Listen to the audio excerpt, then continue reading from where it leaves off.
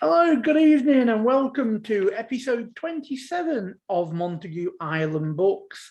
Now, our author today, I've picked up his biography from Amazon, so I'm hoping it's pretty much up to date. I hope so. So he trained as a barrister and was called to the bar of England and Wales back in 2011. Luckily for him, he now spends his days working out how to kill people without being caught, and then flipping the switch to play detective. His non-writing interests vary from photography and cinema to rugby and hiking, and you can usually find him somewhere in one of London's coffee shops. Look for the big bearded guy taking way too much room and hogging the Wi-Fi. That's his words. Now, he's the author of 7 DCI Morton novels: Dead on Demand, Cleaver Square, 10 Guilty Men, The Patient Killer, Missing Persons, The Evolution of a Serial Killer, and My Hands Are Tied. He's got 1 seasonal novella, Christmas Can Be Murder, and the standalone crime thriller that's just been released called The Grifter. But I'm sure he is going to tell us a lot more about them. So welcome, Sean Campbell. Thank you. I'm a little bit out of date, I think, because I think I mentioned going to a coffee shop and going hiking. I haven't done as much of that in lockdown. That's the first and last time I'm going to mention that, just to... I live in London, so of course it's been a bit of a weird year, which is why I spent the last 18 months writing The Grifter. As you said, 7 novels, 1 novella, which is basically the last decade of my life. So I did train as a barrister. So I trained to tell lies for a living, and now I kind of tell lies for a living in a much more profitable way, I hope. Yeah, it's much more fun and ethical, isn't it, when you're just making it up and people pay you for a story rather than making it up because you're paying. Definitely, yeah. So I sort of became a novelist by accident. So my brother bet me that I couldn't write a book. Ooh. And I'm kind of quite competitive, as you might have gathered, and a bit arrogant, and like to try and prove people wrong. So I thought I'd give it a go, which, in retrospect, probably quite a good idea, but exceedingly arrogant of me to give it a go. And rather than just saying I can write a book, I said I could write a book in 90 days. Wow. Just to make it even more of a challenge. And being really competitive, I decided that I wouldn't just try and do it in 90 days, I'd try and do it as fast as humanly possible, which I don't recommend. It's a good way to write a really terrible book, but you can check it out for yourself and see how bad it is. That was Dead on Demand. I started on St. Patrick's Day, that was 2012, and then May the 4th, so it was 23 days later, it was on Amazon. Wow. Yeah, a bit mad, isn't it? That was a speed write of 80,000 words. I don't know where all the ideas came from. I didn't know the rules. I basically made up everything. I broke all the rules. I didn't stick to one narrative. I put in way too many characters. I made it ridiculously complicated, but still a book, just about, hangs together somehow. I think there's about 2,000 reviews on that one now, so some people like it. So it's done something good, yeah. Oh yeah, we've had a few million downloads, which is astounding. But the first year, it was sort of chugging along from May through to about September.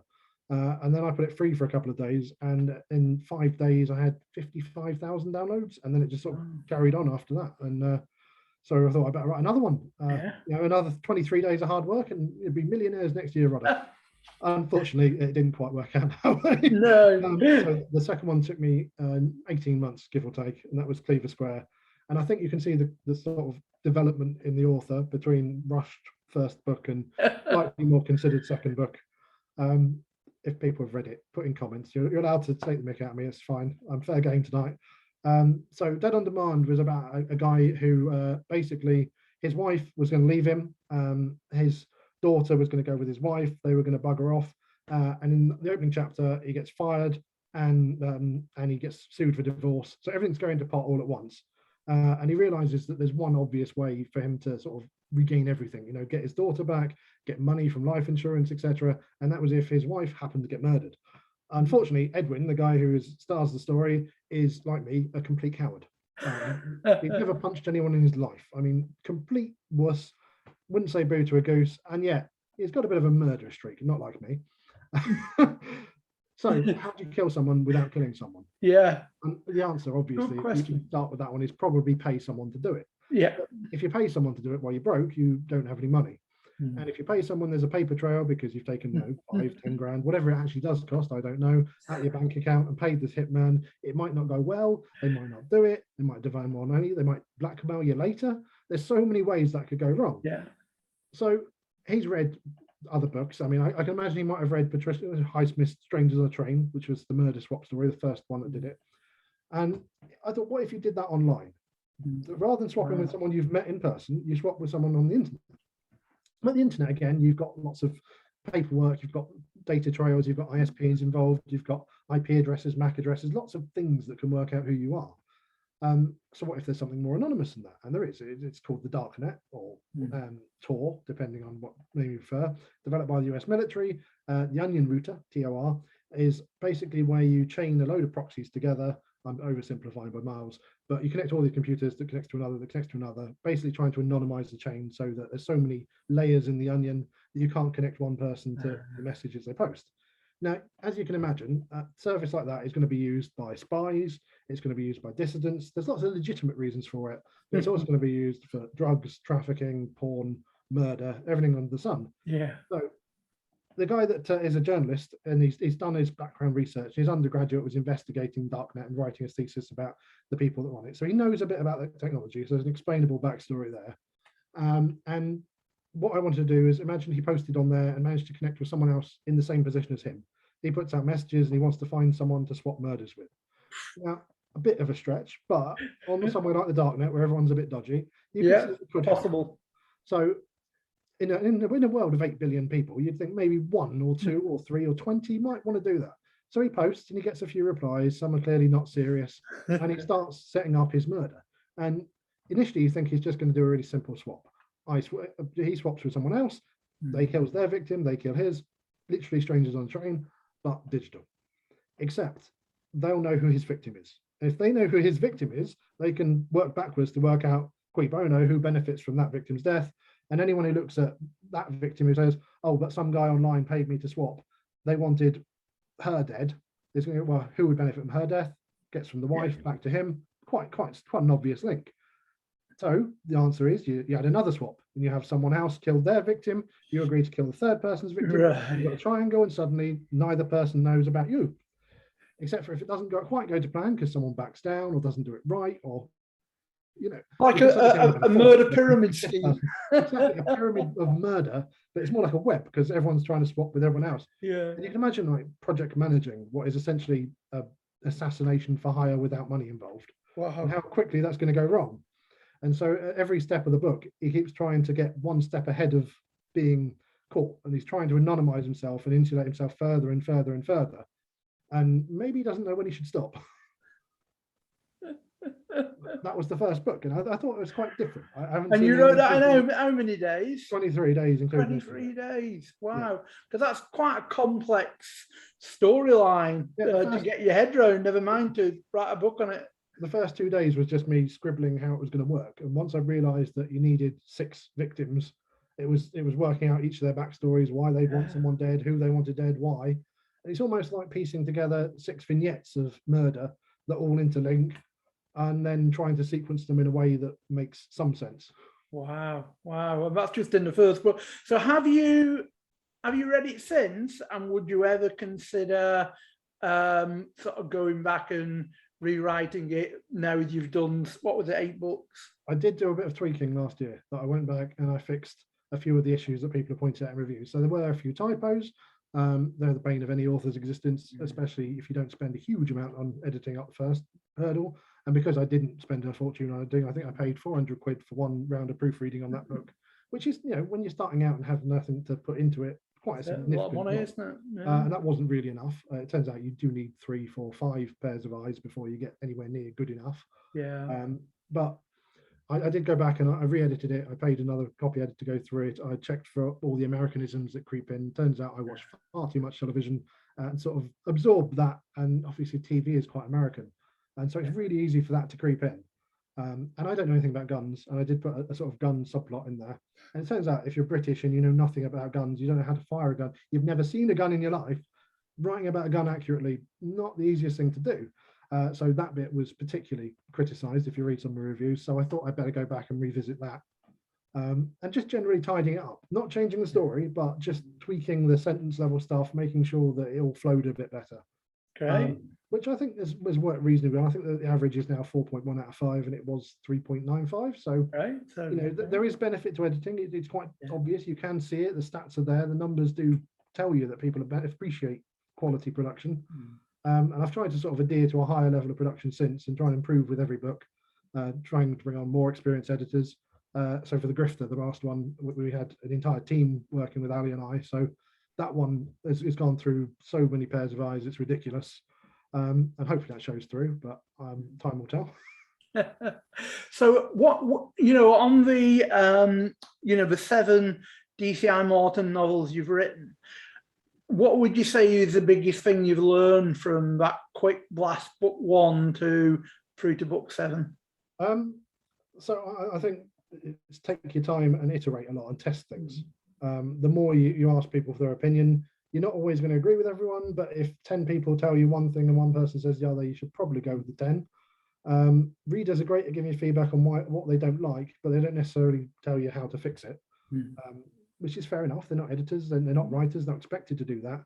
And so sometimes you'll have to come up with your own solution to the problems that get pointed out. It's a good idea to spend about a third of your time on research, about 2/3 on the writing. I generally expect now to spend about 2,000 to 3,000 hours per book in total on everything. So that's 12 to 18 months at 40 hours a week. So it's a full-time gig to do it properly. But you've got to not burn yourself out as well. And if you try and write all day, every day, the temptation is to sort of do massive writing sprints where you get up at 5 o'clock in the morning and you just write until you drop. And I've done that plenty of times, but the quality of the writing will drop. It will need more editing to get to the point where someone can read it and not think you're a complete idiot. Great, very good tips. So you've got 7 in the sort of in the series. Is that the end of the series, or are you going to go back to that? Is pretty much the end of the series. And the end of the 7th book kind of closes the door, at least on Morton himself. I do plan to do a spin-off with some of the characters from the series, but not Morton himself as the main character. I think he's had his time. He's had 7 stories. And I don't really want to stick with the same characters forever, because once you've started, you just kind of want to mix it up, try different character combinations, occasionally kill off a junior character so you can bring someone else in. I mean, a murder investigation team has about 36 people in it in real life. If you try and throw 36 people onto the page, it's too messy. You can't do it. It just ends up being confused. It ends up being convoluted, and you can't keep track of them. So having one main detective and 2 or 3 juniors allows you to spread out the perspectives. I think a lot of people prefer one junior detective because it streamlines it, but I'm sort of trying to balance accuracy with verisimilitude, and it's quite a difficult thing to do. Imagine. So, But interesting. So now on this new one, the Grifter, which without, is it this week it's come out, that one? Came out on Sunday. Sunday, So you've done a co-write on that one. How did that go? And how did it come about? It goes quite well. I know Ali very well. I'm not saying who Ali is because Ali is quite anonymous, but we've known each other for a while. Ali's written another book which I love, The Career Killer, and I wanted to do a dual point of view novel where you've got the young guy who's rich and wanting to get richer, and he's dishonest and he's trying to steal from everyone, and then I wanted to contrast that against a more working class protagonist, as it were, who wants revenge against him, and having 2 authors to try and round out those 2 voices and make sure that they're both very distinct. We end up splitting it, so we put one character in the first person, often changing between present and past. So in the present tense, we've got lots of ruminations and the things he's thinking about doing, he's planning. And in the past, we sort of show you what he's just done. And then, of course, sometimes we go into the pluperfect in order to look at things that happened further ago, which makes the whole thing a bit of a grammar exercise. Not one that's fun to edit. And I probably made a few mistakes. So if anyone spots any, don't tell me. So did you tend to did like one of you deal with the present and one the past, or did you each do a chapter each, or how did mishmash, to be honest? Ali's very good at the grammar and at catching inconsistencies, so Ali did a lot of that, while I'm quite good at generating the ideas. There's a lot of back and forth storyboarding and arguments and just trying to hash out the details of what we want, where and when. It's always interesting to try and work with someone else because you've got 2 creative visions that you've got to blend into one book. And whether that's another writer, or if it's an editor with this particular vision, or if it's a copy editor who wants to do style a particular way, but you're deliberately choosing to go against their advice to do a first person present section when you think that will work for the story, even though maybe it's not the grammatically correct decision. And you have to decide who's in charge, and that's Ali. That's great. So what would you say was the because obviously you've done the 7 books writing on your own, and then all of a sudden you're in a situation where you're writing with someone else. What would you say was the sort of the most difficult part of that process? Really, it was editing everything together for consistency, to try and make sure that it all reads as one authorial voice, because I don't want you to spot the seams. I don't want you to see where I've finished a sentence and Ali's taken over, because then it just seems messy. So if you can spot those seams, I've done a really bad job. But if you can't, then I think it's just about worked. It did mean that the editing, rather than being like a month and a half, was more like 5 months. So it took a lot longer to come together. We've got a lot more, a larger editorial bill to put together and make sure everything's consistent. Having multiple voices, plus the split perspectives, plus the multiple tense issues, plus the complicated timeline. It's one of those books that's quite simple to read, and then when you reread it, and after learning that I use Maslow's hierarchy as the plot structure. So you've got one character starting at the bottom rung of Maslow and climbing to the top, and the other one at the top falling down. And you can spot that when you're looking for it, but it doesn't necessarily come through the first time. Right. For example, one of the things that I keep hearing from readers is that they don't realize that the first person protagonist doesn't get a name until 3/4 of the way through. They don't realize that he keeps referring to himself in the first person, and that while he's given a couple of nicknames that are not his actual name, the whole point of one of the things of Maslow is identity. And of course, that's higher up in the pyramid, and therefore it comes accordingly around the 3/4 mark. So trying to make sure you stay consistent to that psychological element, that backstory, keeping the actual revenge story on track, and keeping the voices consistent and not messing up the timeline is just really quite difficult. I can imagine it is. Timeline especially. So that one's released now. So have you started work on something else? Or? So I've got 2 that I'm trying at the moment. One of which is probably ready to discuss, the other's not. So I want to do a spin-off from the Morton series. There are a few loose threads I've left throughout the series. Notably, we've got a couple of snitches who've disappeared off. We've got a couple of gang leaders who've done terrible things and then fled to the European continent. You've got all these people that deserve to have a really good ending. And so what I want to do is a story called Murdered by the Mob, which is going to involve 3 completely new novel murders that have never done before, that I hope people will like. So I don't want to tell you what they are, which is a bit difficult, isn't it? It is. I've got these 3 really clever ideas, I hope, and I think they work. But if I tell you what they are, it won't work. So rather than tell you about those ones, I'll tell you about one of the murder ideas we've done before that I think was quite clever, and you can tell me whether you enjoyed the idea. So a friend of mine is ridiculously clever. He qualified in medicine, then worked for the police, and then became a barrister, and I met him at law school, and he is a bit evil if he's watching this, sorry. So one of the people I go to talk about how to kill people, obviously him. So we were discussing one murder method in The Evolution of Serial Killer, which is, I think, my favorite book of mine. In The Evolution of Serial Killer, Morton's relegated to teaching after a bit of a mess up in the previous story, and he's assigned to teach all these new young detectives, and they all walk into his classroom, and he facetiously sets them the challenge of plotting the perfect murder. So they're supposed to go away, come up with these ideas, come back, and he'll tell them how to catch them, which is quite a good idea if you're trying to teach young detectives, except unfortunately one of them is a serial killer. So of course they're going to come up with ridiculously complicated ways of murdering people, so that the trail is hard to follow.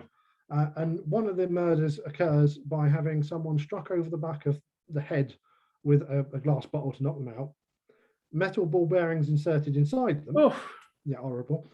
And then the killer takes them to hospital just outside the range of the CCTV, waits for the paramedics to come out and grab them, takes them indoors, says they've got a head injury as they go, still doesn't get seen on CCTV, paramedics take them in. What do you have to do with a head injury? You have to put them in an MRI machine. What happens if you put more metal ball bearings in a magnet? There we go.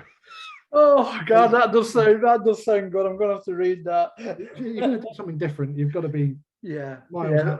out. That is totally different. It's evil, isn't it? Totally different, but I like it. So trying to come up with sort of murders that are that level of different but still work. Yeah. I've got two that I think work, and a third one that needs a bit of tweaking, but hopefully I can get that right. So that'll be a 3-act structure. We'll have a murder at the start of each, and the police are trying to work it out, and then you'll see how the 3 are sort of linked by the end of it. So it should be a simpler one to write, and I've got most of the research done. It's just a case of writing it. So hopefully we'll see that in 2022 at some point. I think so, early 2022 if I'm lucky, late 2022 if I'm not. See how it goes. So the 7 DCI Morton novels, is it possible to read them as standalones, or are you better working through the series? So all the stories are self-contained. There are characters that come and go, so if you read them in order, you'll see how those characters come and go, but it won't hurt if you pick them up out of order. I will warn you that the last one, My Hands Are Tied, you've got an ending that is an ending, so I wouldn't pick that one up first. No. Fair game. You might well have one. If you're watching this podcast, you're probably a member of lots of crime clubs and you've seen free books. I've given away a lot of books over the years. So if you go look in your Kindle library, you might have 1 or 2. Just read whatever you've got. Yeah, definitely. Dead on Demand is free at the moment. So. Oh, great. Super. So now just getting on to the sort of PR side of it now, looking at, where can people buy the books? Where can they contact you on social media, etc.? They're all on Amazon, which I'm exclusive for Kindle. So you can get them with Kindle Unlimited, except for Dead on Demand, which is free everywhere. So you can pick that up any ebook store. If you want to find my website, it's dcimorton.com. I'm DCI Morton on Twitter, DCI Morton on Facebook, DCI Morton on Instagram. You can probably guess, if you can find me, I will be under DCI Morton. If I'm not there, I'm not there. I get you. And are they just ebooks at the minute, or there's ebook and paperback, and there's audio for some of them. I sold the rights for audio to WF Howes. So Dead on Demand is available as an audiobook narrated by Jonathan Keeble, who is fantastic. You probably heard of him. He's read quite a few stories. I love his voice. He does so many convincing accents, including women, which is quite hard to do for him. Oh, yeah. So I mean, listen to his voice. It's quite silky. Well, great. So we'll start looking at your books, but I just want to say hello to Donna. I see Donna's joined us, Donna Morford. So Donna, you're on mute at the minute, but if you have any questions or whatever you want to ask Sean, feel free to jump in. Thank you. And it's nice to see you on, because I know you've had some sad news today. So it's nice to see you on. So I hope you enjoy it. But as I say, jump in anytime. So right, Sean, we're going to get your suitcase out, and we're going to start packing these books.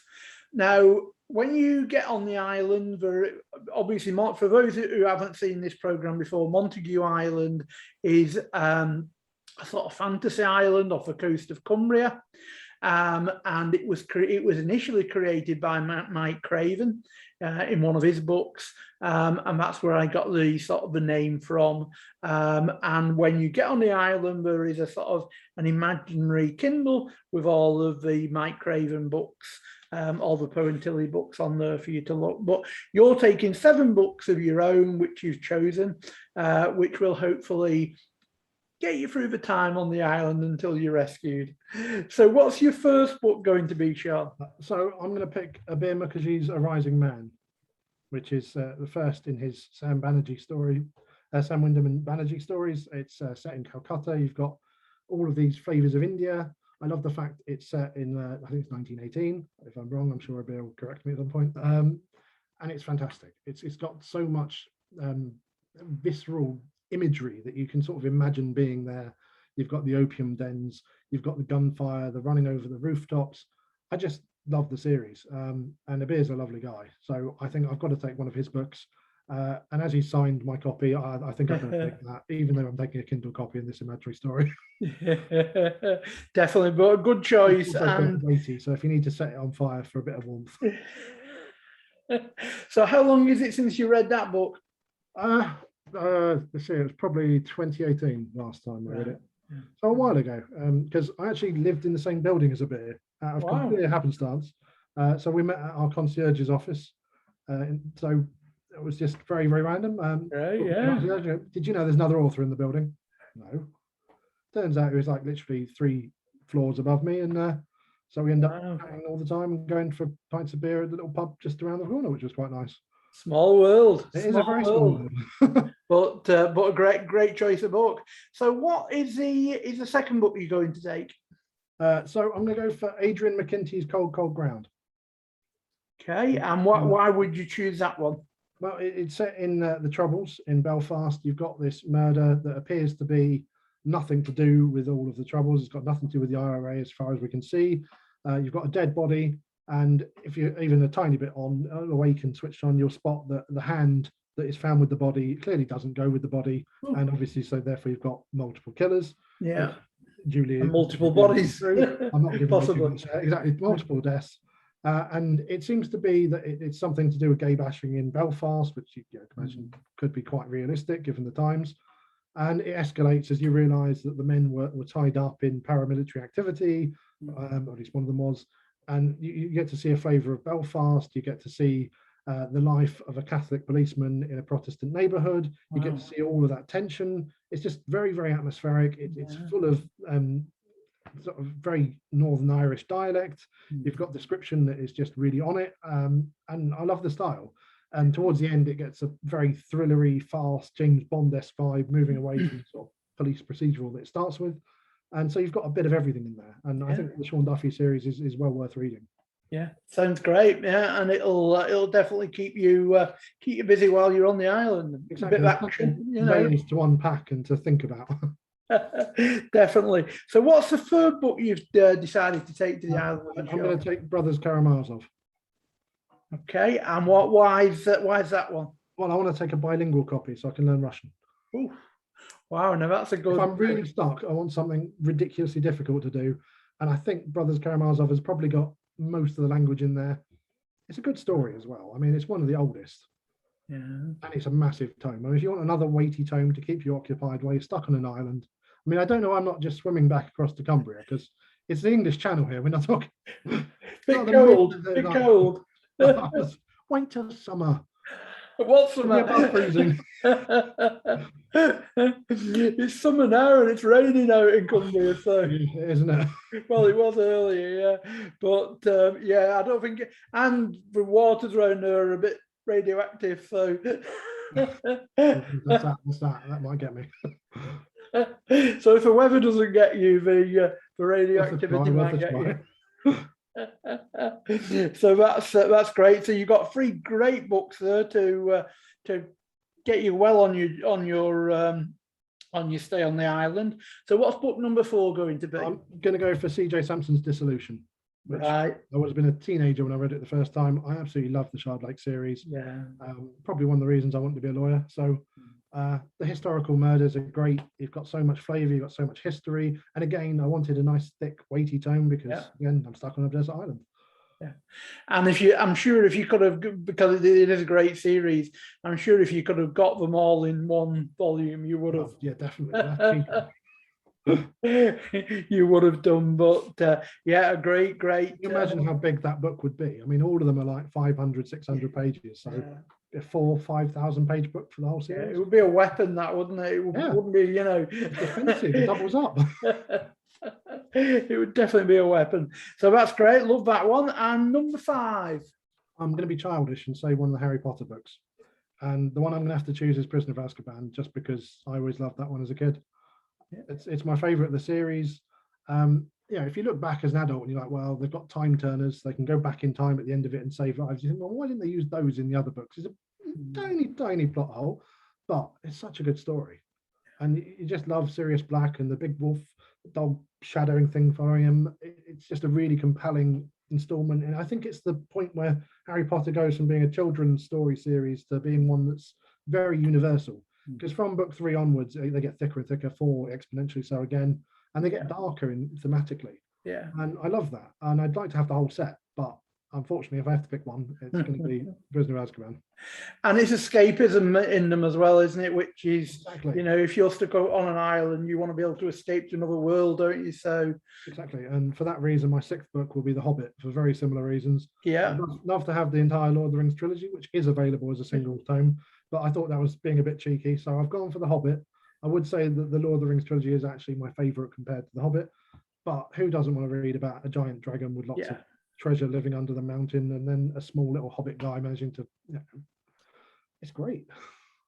You know, it's one of them stories that just stands, isn't it? You know, but you can't knock that off its pedestal, so to speak. It's another great series. So that's fine, Harry Potter, and then we've got The Hobbit, number 6. So what's the final book that you're going to put in? I'm going to go for a non-fiction title to mix it up. Yeah. So I'm going to go for Harry Markopoulos's No One Would Listen. Right. And what's that about? So he was working for an equity firm, private equity firm called Rampart Capital. Anyway, he was basically working in New York, and he was tasked with matching Bernie Madoff's returns by his bosses. He looked into it very carefully basis and saw that Bernie Madoff's returns were basically impossible. And the more he looked into it, the more impossible it got. He reported that back to his bosses, but they insisted he had to find a way to match Bernie Madoff's returns. And of course, this is so frustrating for a smart, intelligent guy told to design a financial product to come up with something that beats a crime. Yeah. And he's the only one who spotted it. And he starts looking into it, and he sees that Bernie isn't actually executing very many trades, that when he says he's got all these options to cover things, there aren't enough options that exist. And it's all quite complicated. It's very technical as a book, because it's talking about puts and options and calls, and how basically Bernie Madoff uses what he calls a split strike conversion, or a collar method, which is where basically you bet on both sides, and because you bet on both sides, your upside is limited, your downside is limited, and you always make a tiny return. Which is a legitimate strategy. It can be done, but it won't work at massive scale, and it doesn't work to produce massive profits, because by definition you are collaring your profit to a relatively smaller amount.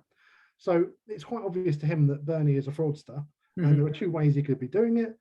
One is it's just a straight up Ponzi scheme, which is you take money, and then the next round you give the money from the first guys to the second guys, and then you bring more people in.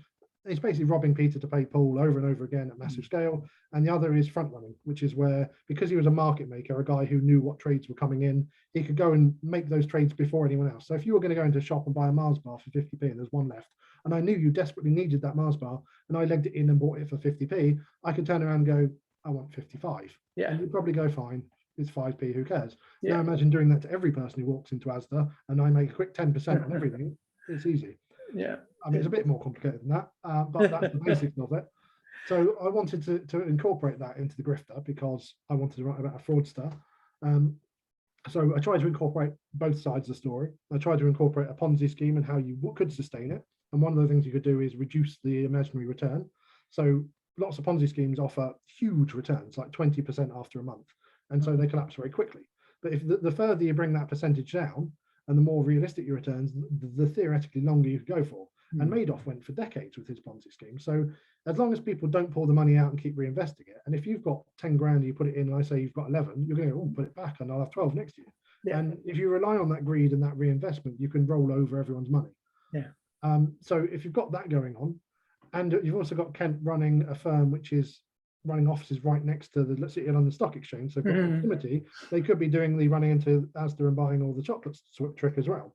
So you've got two possible ways he could be running that con, and it's quite interesting. And so I've tried to take lots of those, but also some really small details. Like Madoff used what are called fund of funds, which sounds really complicated, but basically it's people who are money managers who take money from retail clients like you or me and then invest it with other hedge funds, but don't actually do the investing themselves. And so there were lots of those that just took money from people and handed it straight to Madoff to invest as he saw fit. And of course, he was just stealing it. But they took clients' real money, took real commission off that, and then told the clients they had imaginary gains. So those funds made loads of money, and so he had every incentive to steal all this money and fund it straight to Madoff. And so, of course, he's got lots of people working on his behalf, funding billions and billions of dollars his way, because they're making real money on the fake gains, which is really quite clever. But of course, very clever. And as they increase the returns, because they take a percentage of the money you've made, if you get bigger and bigger and bigger pots, the commission they make gets bigger and bigger and bigger until they've taken all of that capital as finder's fees for imaginary gains that don't exist. Wow. So if you take all that and then you throw a perfectly average normal Joe into the mix who's just got a load of money, in this case our protagonist has got the money because he's had an injury, he's got a compensation claim, he gets his pot, it's supposed to last him the rest of his life. He and his wife sit down, they discuss things, and they decide they want the safest, quickest, easiest, most accessible investment they can, and they find Mr. Safe Hands, Kent Bancroft himself. They put all their money with him. They think that they're going to get a consistent 8%-ish every single year, which, you know, is high but not exceptional in these markets. And that will be enough to help him get through to retirement and all the rest of it. It'd be quite comfortable. Until, of course, all of his money goes missing. Then he can't make the mortgage payments. He's already spending the gains. His wife's spending the gains because they've got anticipated money coming in. And the first statement they had did show they were making money. So, of course, they think they're good. And then it's all gone. And he ends up homeless on the streets, and he wants revenge. I just love that setup. You've got somebody at the very bottom of his game and somebody at the very top. And if you were homeless on the streets, you're an amputee, you've got nothing to your name, how do you take down a billionaire? Yeah, I like your plan. I like your plan, and I can see where it's come from. That from a no one will listen, and you sort of adapted that and sort of grown it. And as you say, you know, how would you, you know, if you're homeless, how would you even think about taking down a billionaire or, you know, a millionaire or whatever? It's just it just seems so undoable. And one of the things I wanted to do with the book was show the process by which you sort of iterate and realize what you can't do, and therefore slowly winnow down what you can do. And I think at times his desperation and hopelessness comes through and shows that you can be a perfectly normal person who wants revenge, but doesn't necessarily mean you can do anything. And you've got him in this powerless state, and he takes the tiny breadcrumbs he's got and tries to work with them in a very basic way. He's not a genius. He's not trying to do things that are really, really clever. He's not hacking Kent Bancroft and stealing the money. He's not, and he's not violent either, and he's not dishonest. And that's quite a challenge, to be an honest, decent, working class guy, down on his luck, and still do something with that. And get one up on them. So that's so great. So just talking about, obviously the last book was like a non-fiction. So when you're looking at your sort of your theories and also at the grifter, how do you go on about research? Is it mainly sort of, is it going down wormholes on the internet? Is it, a lot of it is. I buy all sorts of random non-fiction books, anything on psychology, on crime fiction, actual criminal cases. You know, everything I can find. I'll happily subscribe to journals on forensics, on medicine. I'll keep an eye on what happens in the news, and basically try and file away tidbits in the back of my mind just to reuse later on.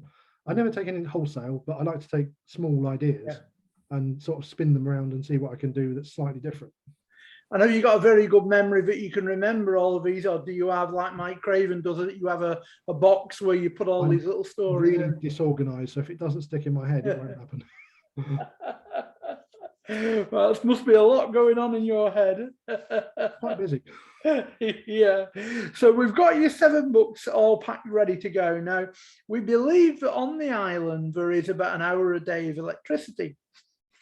So you're allowed to take a bit of a CD and a DVD. So we've asked you to choose which CD you'd take along. So what have you chosen for that? Mortifyingly, I'm going to choose an ABBA CD, which I know is not cool. It totally undermines my whole, keep you entertained. Murder mystery persona here. But I'm choosing ABBA Gold, the compilation. It's got so many good songs on it. I mean, you've got One of Us, Does Your Mother Know, Waterloo, Name of the Game, Take a Chance on Me, you know, all of those wonderful sing-along songs. I can sit there and belt them out on the island, and I can't sing. So it will be dreadful, but there'll be nobody to hear me, so it's all right. Good plan. And as you say, you sing along, it'll cheer you up, and it's another way of escaping, isn't it? So great. I love that one. That's a great album and a compilation, so you get all the hits. So what DVD would you take? Now that can be, you know, it can be a film, a TV series, you know, even a music video. What would you choose for DVD? I picked a film. I'd take Groundhog Day. Which I just love that film.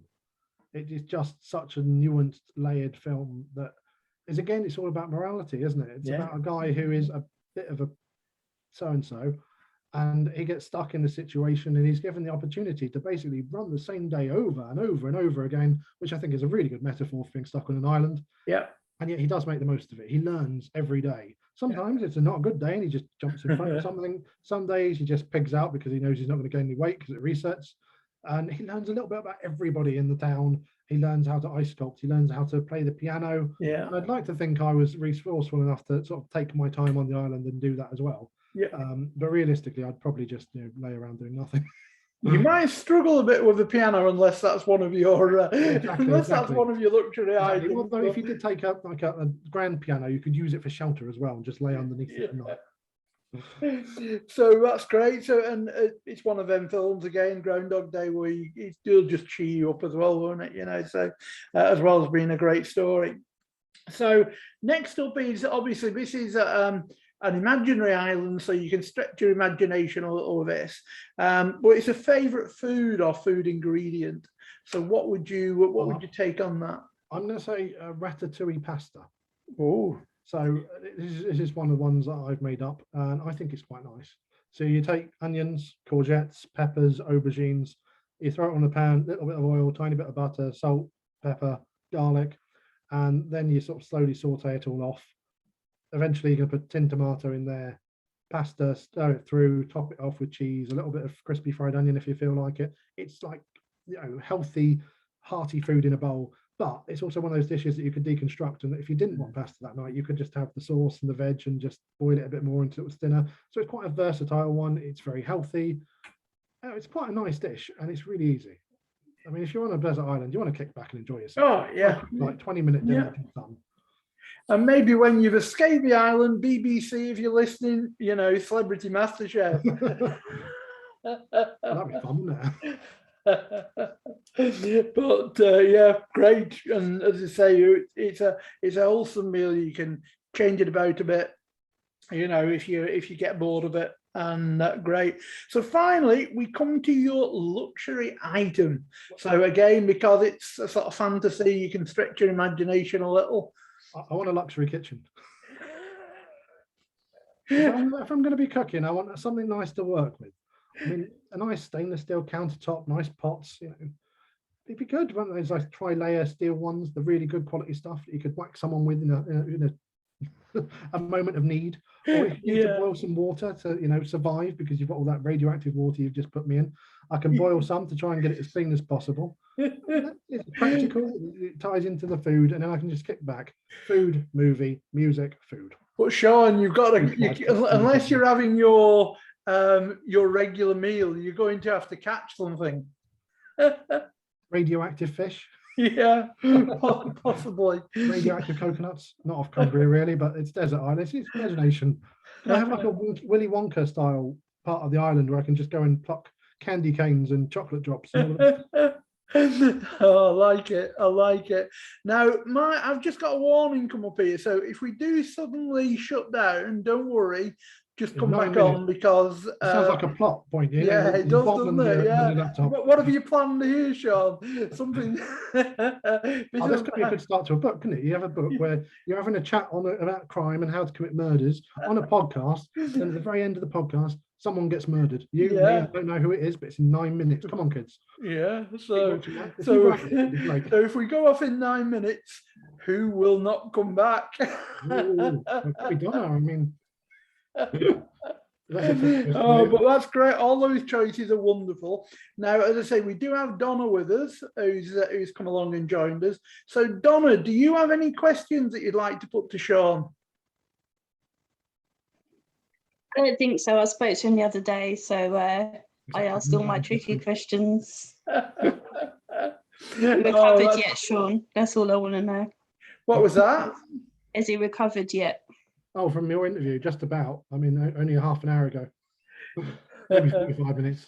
Yeah, I've not watched that one yet, so I'll have to watch that one.